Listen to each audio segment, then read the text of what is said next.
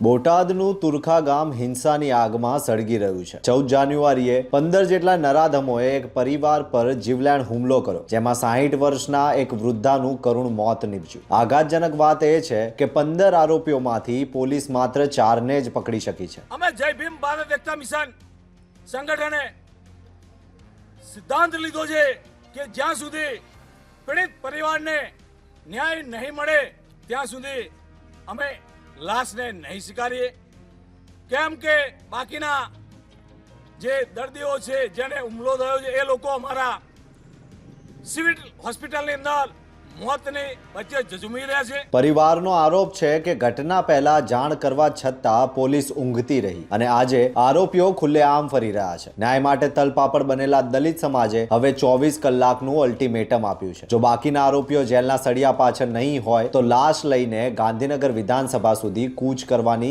ચીમકી ઉચ્ચારવામાં આવી છે। શું તંત્ર જાગશે કે પછી આ આક્રોશ વધુ ભયાનક સ્વરૂપ ધારણ કરશે? તુરખાની આ દીકરી અને વૃદ્ધાનું લોહી ન્યાય માંગે છે અને આ અવાજ હવે ગાંધીનગર સુધી પહોંચશે। જોતા રહો ગુજરાત વંદન। ધન્યવાદ।